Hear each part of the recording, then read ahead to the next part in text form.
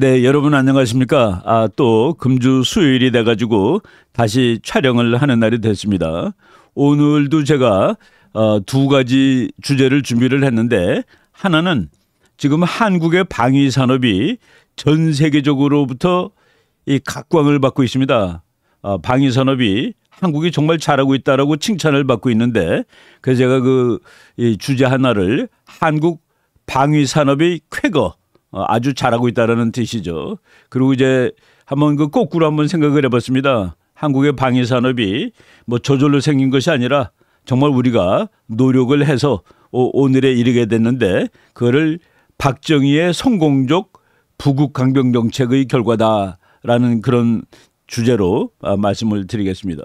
그리고 또 한 주제는 최근에 키신저 박사가 100세를 일기로 이제 돌아가셨는데, 제가 키신저 박사는 제가 학문적으로 처음 학자의 길을 시작할 때, 그때 제가 키신저 박사의 영향을 많이 받았습니다. 그래서 오늘 키신저 박사가 이제 미국 하버드 대학 교수를 하다가 국가안보 보좌관이 된 직후에 그 사람이 어떻게 세계를 꾸려 나갔는가 하는 그 일부 얘기를 한번 말씀드리는 것으로 두 가지 주제를 준비했습니다. 먼저 한국 방위 산업에 대해서 말씀을 드려보도록 하겠습니다.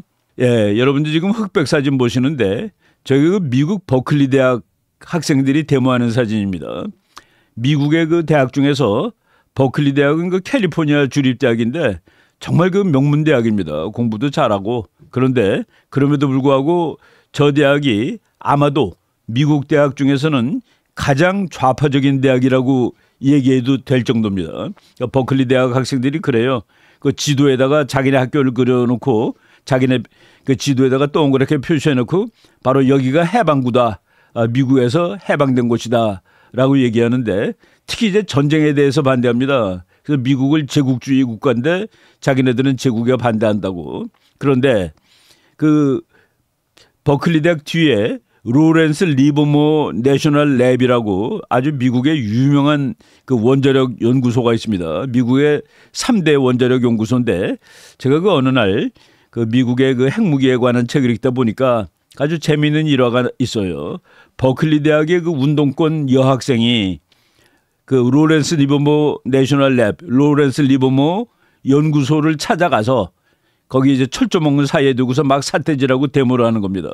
그런데 운동권 여학생의 남자친구가 저 로렌스 리버모 연구소의 연구원입니다. 여자가 막 사태질하는 거예요. 자기 남자친구한테 이 전쟁, 당장 전쟁 연구를 때려치우라. 너는 이렇게 전쟁을 하고 무기를 만들고 있다. 라고 그러면서 남자한테 고함을 치니까 그 남자친구가 나도 평화를 위해서 일하고 있는 중이야 라고 응수하는 그런 장면이 나옵니다. 여러분, 무기를 만드는 일은 나쁜 일인가요? 무기를 만들면은 그것은 전쟁을 일으킨다라고 주장하는 사람들이 있습니다. 지금 버클리 대학의 운동권 여학생처럼. 그렇지만 그 여학생의 남자친구처럼 나도 평화를 위해서 일하고 있는 거야. 핵무기가 나온다면 핵전쟁 안 났죠. 핵무기가 나와서 전쟁이 확 줄어들었습니다. 그래서 우리가 여러 가지 면으로 한번 생각을 해봐야 되는데, 오늘 제가 방위 산업에 대해서 말씀드리면서 방위 산업을 그게 좋은 거라고, 그게 잘났다라고 얘기하는 거냐라고 하실 분들이 분명히 있을 것 같아서 한 사례를 예로 들었습니다. 미국의 유명한 국제정치학자 한스 모겐스 교수죠. 한스 모겐스 교수가 이렇게 얘기했습니다. 무기가 많은 곳에서 전쟁이 발발하는 것이 아니다. 많은 사람들은 무기를 재워놓으면 전쟁이 나는 줄 알아요. 그런데 그것은 아니다. 사람들은 전쟁이 날지도 모르기 때문에 무기를 많이 갖추고 있는 것일 뿐이다. 군비는 국제정치가 나쁘다는 징후이지 그것이 원인이 아니다. 무기가 많아서 전쟁 나는 거가 아닙니다. 전쟁이 날 것 같기 때문에 무기를 많이 쌓아두는 것이에요. 그러니까 무기는 독립변수가 아닙니다. 종속변수예요. 사람들이 이거 전쟁이 날 것 같구나. 전쟁을 막으려면 무기를 많이 쌓아둬야지. 그렇게 생각하는 겁니다. 그래서 이제 한스 모겐소라는 아주 현실적인 국제정치학자가 무기 상인은 죽음의 상인이냐. 우리가 이제 무기 상인을 죽음의 상인이라고 얘기합니다. 머천트 오브 데스, 죽음의 상인이냐, 그리고 무기는 죽음의 도구냐. 현대국제정치학은 무기하고 죽음의 도구는 서로 관련이 없는 얘기다. 무기는 전쟁의 원인이 아니다. 무기가 많아서 전쟁나는 것은 아니다. 전쟁이 날지 모르기 때문에 무기를 많이 갖추는 것이다 라는 것이 이제 현재 국제정치학의 이론입니다. 그 말씀은 제가 미리 드리는 겁니다.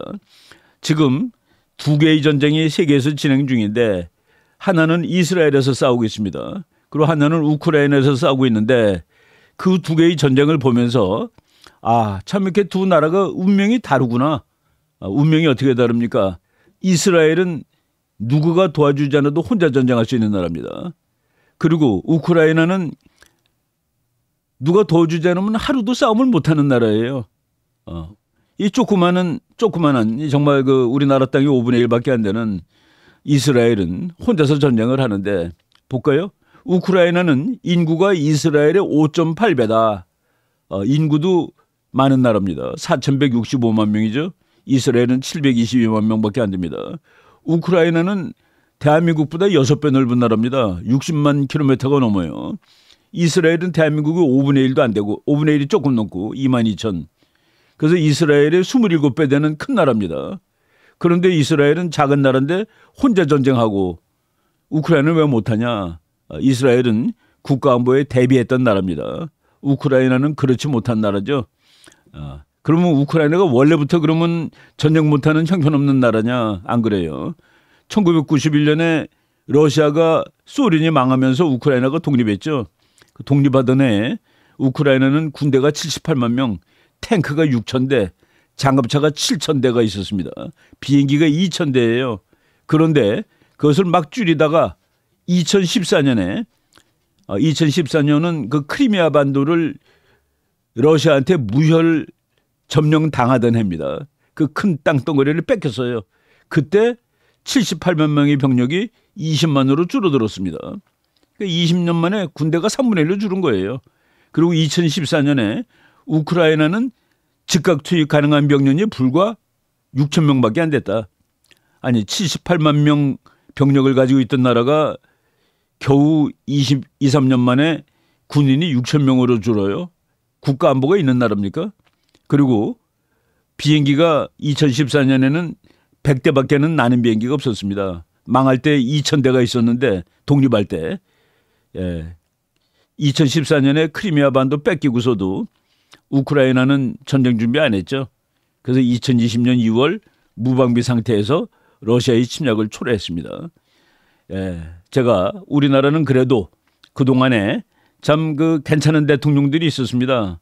제가 그 약 한 10년 전에 썼다가 재작년에 다시 이제 재판을 냈던 책인데 미국에 당당했던 대한민국의 대통령들 우리나라에서 가장 친미적인 대통령이 이승만 박정희입니다.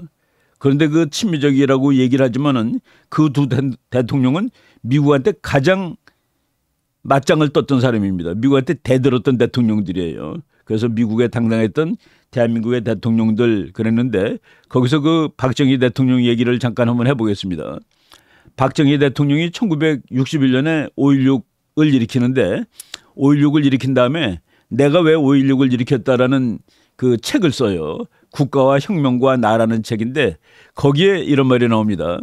독립된 국가이면서 통계상으로 보는 한국의 실가치는 48%에 불과한 것이었다. 달리 말을 바꾸면 한국에 대한 미국의 발언권은 52%를 차지하고 있었다. 무슨 얘기냐면은 61년도 우리나라 국가 예산 중에 48%가 한국 돈이고 52%가 미국 원조예요.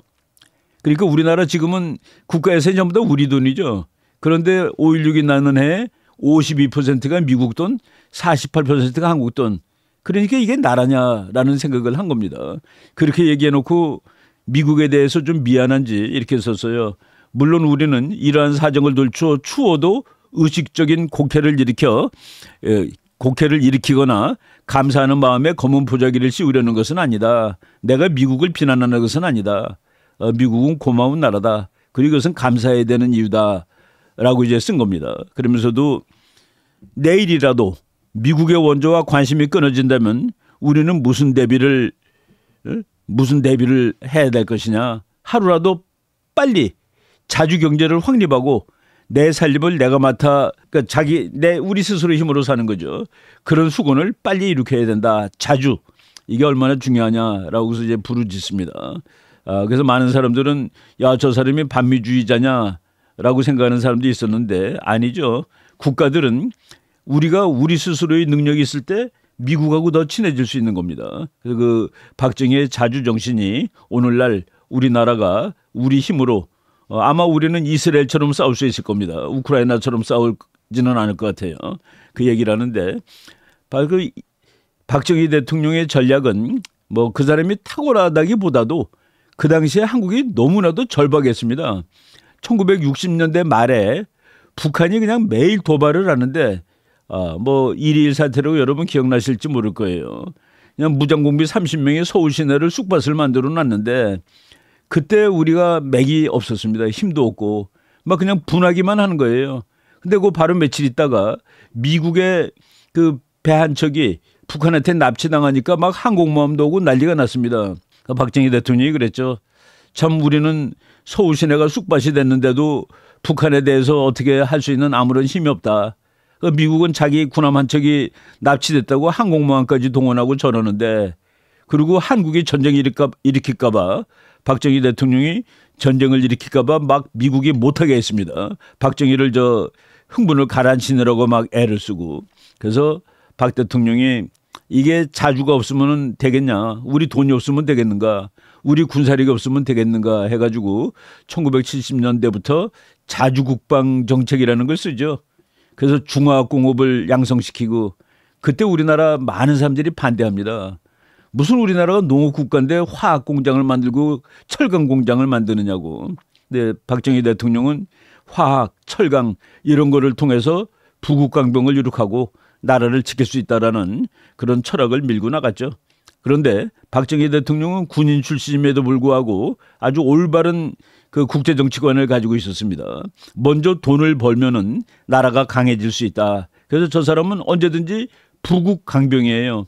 부국. 국가가 부자가 되는 게 먼저고 그 다음에 군대를 강하게 하자. 북한은 거꾸로 했죠. 북한은 강병부국입니다. 북한은 군대부터 먼저 기른 거예요. 그러다 보니까 나라가 망했죠. 지금은 이제 군사도 망하고 있는 이런 상황이 된 겁니다. 저 박정희 대통령의 부국강병책이 오늘날 꽃을 피우고 있다라고 이제 말씀을 드리는 겁니다. 닉슨 독트린이라는 것이 이제 1969년에 있었는데 그때 이제 미국의 세계 전략이 변하는데 닉슨 대통령이 이제 중국을 자기 편으로 이제 붙들어가는 장면입니다. 그래서 중국하고 친해져야 돼요. 중국하고 친해지기 위해서 그때 이제 월남전 막 하고 있는데 월남은 중국 바로 밑에 있죠. 월남에 있는 미군을 뺍니다. 중국 여기는 50만 명 빼줄 테니까 걱정하지 말고 너는 소련하고 열심히 싸워. 미국이 중국하고 친해지죠.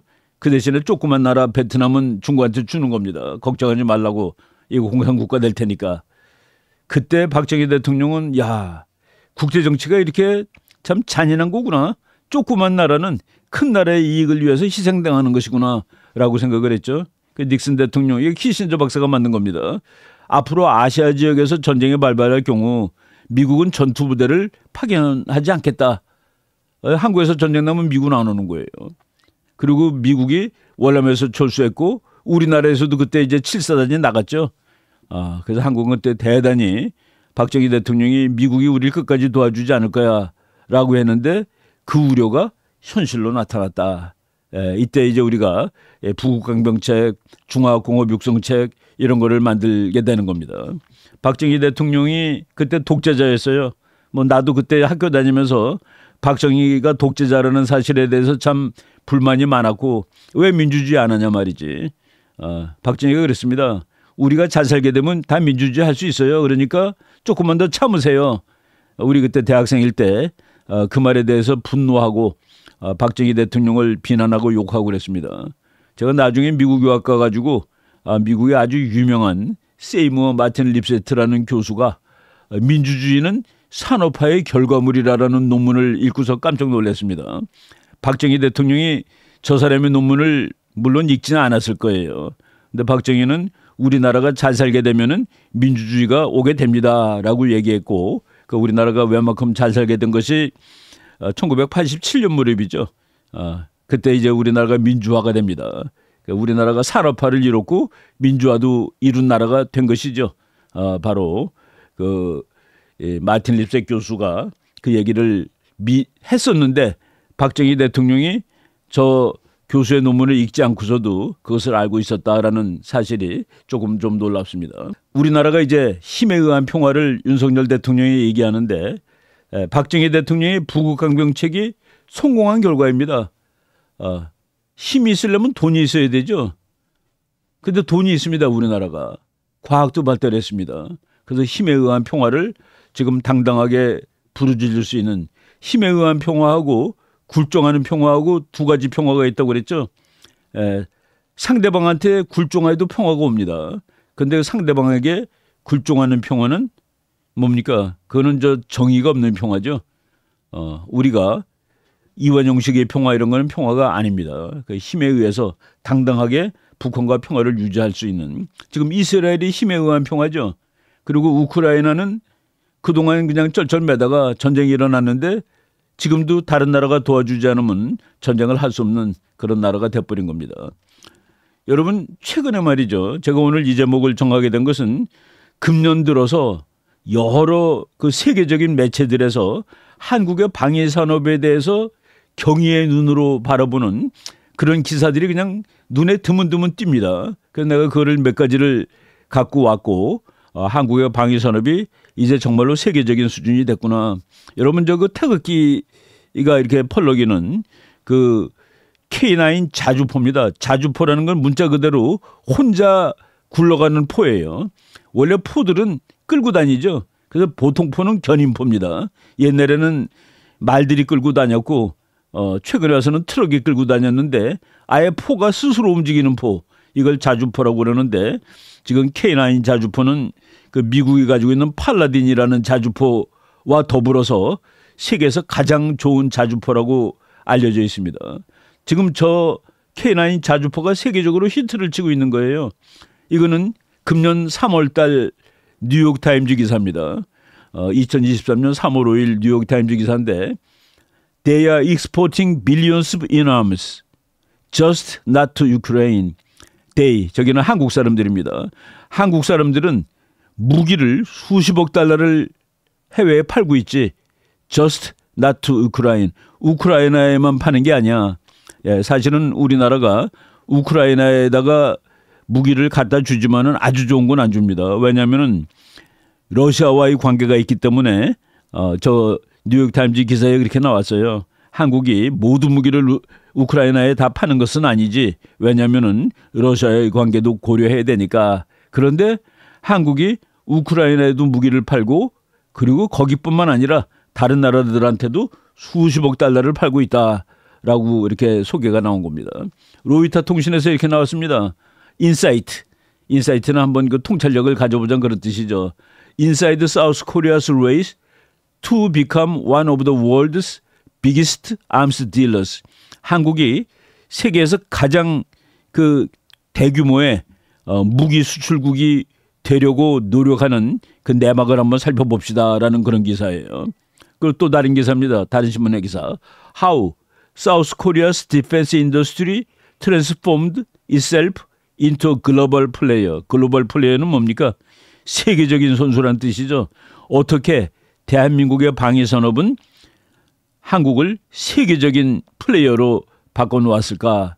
그러니까 그 외국의 그 언론들이 유명 언론들이 한국의 방위 산업을 참 놀랍게 표현을 하고 있습니다.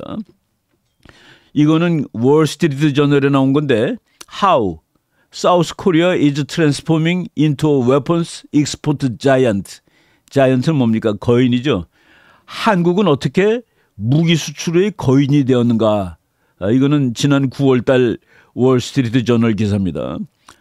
저기 그 K9 자주포를 폴란드에 137억 불어치를 팔았습니다. 폴란드는 지금 우크라이나 바로 옆에 있는 나라죠. 우크라이나가 공격당한 것을 보고 갑자기 이거 큰일 났다라고 생각한 나라가 이제 폴란드입니다. 폴란드는 지금 자유국가가 됐죠. 미국 편이 됐습니다. 그런데 러시아의 공격을 우크라이나가 당하는 걸 보고 우크라이나를 가장 열심히 도와주는 나라입니다. 그리고 이제 독일도 자유국가인데 독일이 탱크 잘 만들죠. 레오파드 탱크 같은 거 잘 만드는데 그래서 폴란드가 레오파드 탱크를 이제 독일로부터 주문을 냈는데 뭐 세워라 내워라예요. 빨리 만들질 못하는 거라 갖다 주질 못해요. 근데 한국은 딱딱 시간에 맞춰서 품질 좋은 무기를 시간에 맞춰서 제날 납품을 하고 그러니까 폴란드가 한국 무기를 아주 좋아하고 한국 무기를 많이 사갑니다. 지금 우리나라의 그 K9 자주포가 폴란드 국기를 달고서 지금 폴란드에다 수출이 돼 있는 거예요. 폴란드 대통령이 저거가 폴란드에 도착하는 날 너무나도 감명스러워가지고 나와서 저 무기 환영식을 그 폴란드 대통령이 합니다. 예, 이 그림 보세요. 지금 한국 전차가 한국 자주포들이 도착을 했죠. 그래갖고 지금 마이크 앞에 서 있는 사람이 폴란드 대통령입니다. 안드레이 두다 대통령이 나와서 K9 자주포가 이제 드디어 폴란드에 도착했고 이것 때문에 우리가 이제 우리나라를 지킬 수 있게 되었다라고 이렇게 자랑스럽게 얘기하는 그런 장면입니다. 예, 무기 수출이 뭐가 잘난 일이라고. 예, 우리가 폴란드로 하여금 전쟁의 공포에서 벗어나게 하는 일입니다. 그리고 우리는 우리 나름대로 그래서 이제 또 수익을 올릴 수가 있는 것이죠. 이런 일들이 지금 일어나고 있는데 한국이 특별히 각광을 받게 된 거는 한국은 뭐 년 단위로 치면은 세계 8, 9위 뭐 10위 그 정도 되는 나라입니다. 무기 파는 거가. 그런데 지난 그 2020년을 보니까 2022년을 보니까 무기를 많이 파는 나라들 뭐 미국이라든가 러시아, 프랑스 이런 나라들이 그냥 뭐 늘어봤자 50% 정도 늘어요. 프랑스가 무기 판매량이 한 50% 늘고 뭐 미국은 뭐 한 20%, 러시아는 줄어들고 그런데 한국은 유독 거의 200% 가까이 무기 수출이 늘어나고 있더라. 그중에 이제 상당 부분이 폴란드가 이제 무기를 사간 겁니다. 그래서 전 세계가 한국의 무기 산업에 대해서 이제 관심을 갖게 된 것이죠.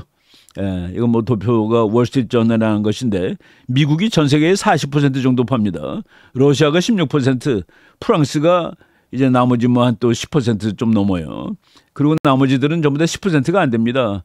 여기서 저 도표를 보면은 아하 이 세계는 미국에 찬성하는 나라와 미국에 반대하는 러시아 쪽 독재 국가의 후원을 받는 나라로 갈라져 있구나. 그래서 러시아하고 중국의 경우 세계 무기 시장이 한 20% 됩니다. 나머지 80%는 소위 말해서 자유주의 국가들이 무기를 사가는 거예요. 그래서 이제 한국이 앞으로 무기 시장이 대폭 넓어질 가능성이 있습니다.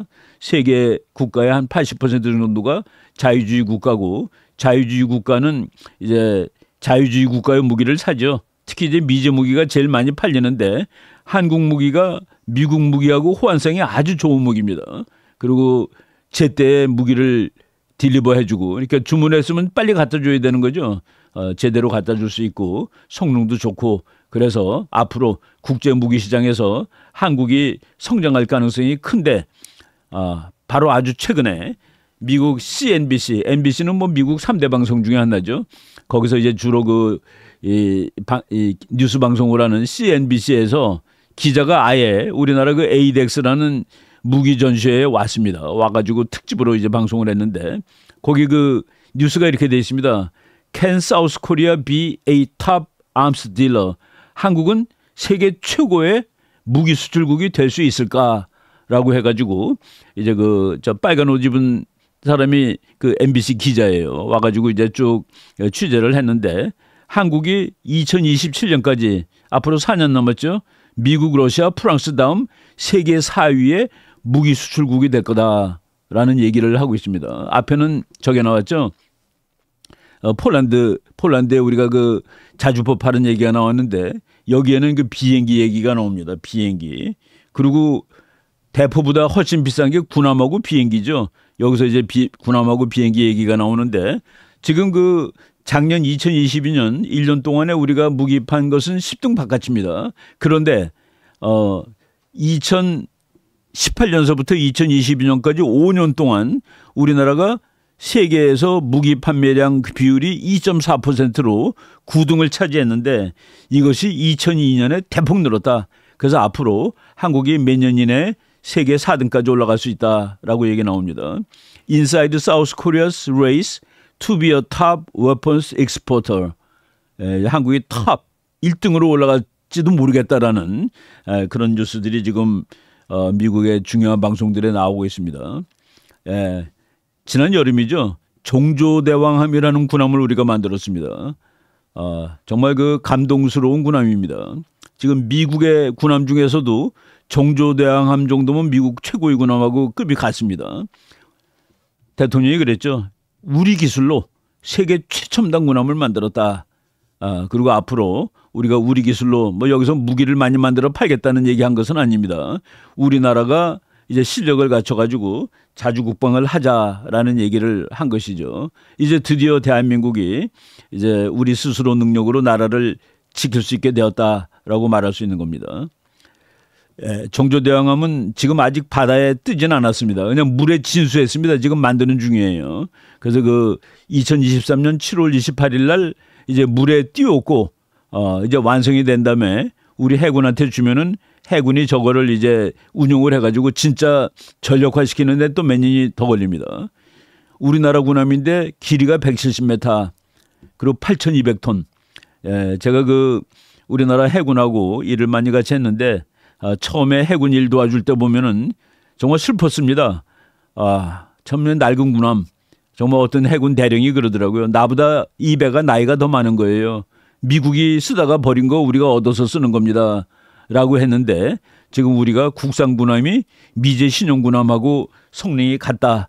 그런 군함을 지금 만들고 있고 저것도 다 수출 대상으로 다른 나라들이 눈여겨보는데 우리나라의 군함에 특히 관심을 많이 가지고 있는 것이 뭐 폴란드 이런 나라가 아니라 미국이라는 사실 그게 이제 놀랍습니다. 지난 6월 달 CNN 기사예요. 6월 달 CNN 기사가 아주 잠옷 그 흥미가 있는데 아마도 이들 군함이 세계 최고의 군함일 것이다. 이들 군함은 미국 군함이 아닙니다. 거기 기사가 이렇게 나와요. 그리고 그것들은 불행하게도 미국 군함이 아니다. 그래서 이들 군함, 일제 군함하고 한국제 군함이 세계에서 제일 좋다라는 얘기입니다. 저게 이제 991함이라고 그래가지고 세종대왕함입니다. 미국 기자가 지금 미국의 가장 당면한 문제는 중국이다. 근데 미국은 이제 군함이 그 성능이 좋죠. 퀄리티가 좋습니다. 그런데 퀄리티만 좋으면 뭐합니까? 중국은 벌떼처럼 달겨드는데 그러니까 중국은 숫자가 많아요. 그래서 지금 미국의 딜레마가 미국도 군함을 막 빨리 만들어야 되는데 중국의 그 숫자에 밀리지 않게. 그런데 빨리 만들지 못해요. 미국은. 그래서 이걸 어떻게 할 거냐라고 고민을 하는데 CNN에서 그 고민 해결할 방법이 있다라는 기사가 나왔습니다. 거기 뭐라고 나왔냐면은 지금 말씀드린 대로 중국의 해군력 증강에 대처해야 하는 미국은 고민이다. 중국 해군은 이미 양적으로 세계 최고다. 그런데 미국은 군함 만드는 속도가 너무 느리다. 군함은 좋지만 미국이 군함 한 척 만드는데 중국은 세 척을 만든다. 그리고 중국의 위협이 점차 거세지는 동안 미국은 쩔쩔매고 있다. 그리고 최근에는 중국 국방장관이 미국이 만나달라고 그러는데 만나주지도 않았다. 물론 이제 저기는 다른 이유가 있었습니다. 중국의 그 리샹푸 국방장관이 쫓겨났죠. 뭐 그런 무렵이라서 미국이 만나자고 그랬는데 안 만나준 것 같아요. 그렇지만은 그 CNN 기자입니다. 미국은 문제를 해결할 수 있는 방법이 있다. 어떻게 해결하면 되는데 여기 그 말이 나옵니다. 미국은 중국이 가지고 있지 못한 것을 가지고 있지. 한국과 일본이라는 동맹국이 있어. 미국은 이 두 나라는 최고의 군함들을 만들 수가 있지. 한국제, 일본제 군함을 사다 쓰면 안 되겠냐는 얘기입니다. 한국과 일본의 군함을 미국이 수입하든가 혹은 미국이 디자인한 군함을 한국, 일본 보고 만들려고 그러면 된다. 그러면 중국의 양적 우위를 아주 빨리 상쇄할 수 있다. 한국은 중국만큼 빨리 배를 만드는데 그 배는 중국제보다 훨씬 더 좋아. 라고 얘기한 겁니다. 그리고 특히 일본의 군함은 중국의 군함을 완전히 압도할 수 있는 세계 최고 수준급이다. 한국과 일본은 모두 미국의 동맹국이다. 중국을 압도하는데 왜 한국하고 일본하고 미국이 한 팀이 되면 안 되겠느냐. 근데 미국에는 문제가 하나 있긴 있어요. 법적으로 해결해야 되는데 아무래도 군함 같은 거는 그 중요한 국가 자산이죠. 그래서 미국이 모든 군함은 미제해야 한다라는 그런 룰이 있습니다. 그리고 부속품을 다른 나라한테 그러니까 비밀이 새나가니까 그래서 이런 걸 공개하지 않고 그리고 미국의 디자인을 다른 나라가 만들지 못하게 하는데 지금 CNN 기자가 한국이나 일본은 믿을 수 있는 나라 아니야? 그리고 기술적으로도 미국한테 하나도 밀리지 않는 거 아니야? 그러면서 아까 이 세계에서 제일 좋은 군함은 불행하게도 미제가 아니다 해놓고 이것이 제일 좋은 군함이다라고 나온 것이 지금 여러분들이 방금 보신 이 세종대왕함이라는 군함입니다. 근데 저 배가 저게 그냥 쉽게 나온 것은 아닙니다. 제가 말이죠. 저 배가 나오기 전에 그 세종대왕함이 이지스함인데 이지스함은 저 배가 한 척에 1조입니다. 1조. 너무 비싸요. 그래서 제가 뭐 십몇 년 전이죠. 2007년에 저 배 나왔으니까 그때 우리도 저것을 가져야 된다고 신문에 썼다가 얼마나 욕을 세게 먹었는지 모릅니다. 어떤 사람이 저를 뭐라고 욕했냐면은 너가 미국에서 공부한 학자라는 게 맞냐? 정신이 나간 놈 아니냐?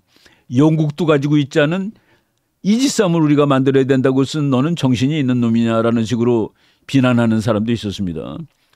저 배가 완성되는 날 그 조선일보에서 저보고 글을 쓰라고 부탁을 받았습니다. 그래서 내가 참 감동스러운 마음으로 이제 우리는 미국, 일본과 나란히 해상훈련도 할 수 있고 독도도 지킬 수 있게 되었다라는 식으로 썼는데 그 조선일보사에서 제 글의 제목을 이지스함 한 척에 가슴이 벅찬 까닭은 이라고 이렇게 그 제목을 달아줬더라고요.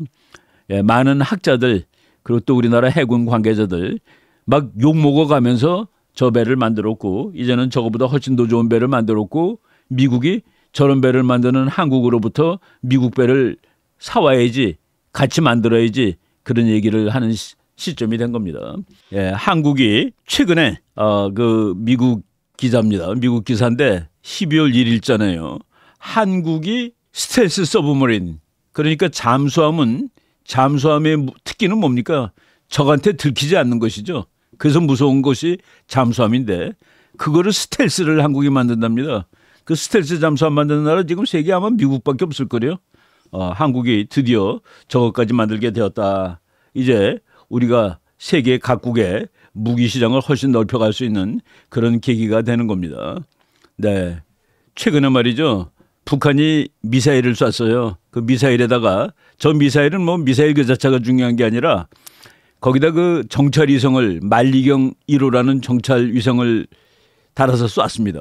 그 김정은이가 저게 이제 미국 뭐 백악관도 사진 찍고 뭐 미국의 그 뉴포트라는 거 이제 미국 군함 만드는 거기도 사진 찍고 그러는 모양이더라고. 그래가지고 아주 와서 사진 보느라고 즐거워한대요. 얼마 있다가 우리나라도 쐈죠. 우리나라 정찰 위성하고 북한 정찰 위성하고 어느 정찰 위성이 눈이 좋은가를 한번 보겠습니다. 북한 거는 말이죠. 3m 곱하기 3m를 본대요. 그러니까 뭐 트럭이라든가 뭐 3m 3m니까 그런 걸 본답니다. 근데 우리나라는 30cm 곱하기 30cm를 봅니다. 그러니까 우리나라는 자동차 번호판을 식별할 수 있어요. 북한은 저기 탱크가 가고 있구나를 식별할 수 있습니다. 우리는 저기 번호 몇 번 단 차가 가고 있구나를 알 수 있습니다. 지금 미국이 가지고 있는 키홀 KH 정찰 위성은 그건 몇 센치입니다. 3 내지 5cm라고 그러죠. 3 내지 5cm면 어느 정도겠습니까? 저기 탁구공이 있네. 그 옆에 골프공이 있구만. 까지 보는 겁니다. 잘 보는 나라가 전쟁하면 이기죠. 북한은 우리 거랑 비교해 보세요. 우리는 30cm고 쟤는 3m니까 10대 1이죠. 가로 세로니까 면적으로 치면 우리 거가 100배 정확하다는 얘기입니다. 우리가 그동안에 그 부국강병책 박정희 대통령이 이제 맨 처음에 시작한 것이죠. 그렇게 노력을 하고 과학 발전시키고 그러다 보니까 우리가 인공위성을 하나 쏘고 정찰위성을 쏘더라도 북한하고 상대가 안 되는 이런 걸 만들 수 있게 되었다. 그래서 그 뉴스가 나왔습니다. 김정은의 자동차까지 본다. 자동차까지 보는 게 아니라 김정은 자동차에 뭐라고 써 있는 것까지 볼 수 있습니다. 그래서 킬체인의 핵심이 됐고 김정은이 저렇게 자동차 타고 가는 거 우리가 이제 다 볼 수 있다. 미국이 안 가르쳐줘도 우리가 볼 수 있게 되었다라는 얘기를 하고 있습니다. 그래서 이것이 말이죠. 우리가 무기를 만들고 자주 국방을 하게 된 것이 내가 맨 처음에 말했듯이 전쟁 무기가 많으면 전쟁 나는 것이 아닙니다. 전쟁을 할지 모르기 때문에 무기를 갖다 놓는 것이죠. 역설이죠. 우리가 이 좋은 무기를 왜 만듭니까? 쓰지 않기 위해서 만드는 겁니다. 전쟁을 하기 위해서 만드는 것이 아니라 전쟁을 하지 않기 위해서 만드는데 지금 대한민국이 최근에 세계적으로 좋은 무기를 잘 만드는 그래서 돈도 벌 수 있고 국제 평화를 유지하는 데 기여할 수 있는 그런 나라가 되었다라는 말씀을 한번 드려봤습니다. 네, 첫 번째 주제 여기까지 하고 또 다음 주제 말씀드리도록 하겠습니다. 네, 여러분 감사합니다.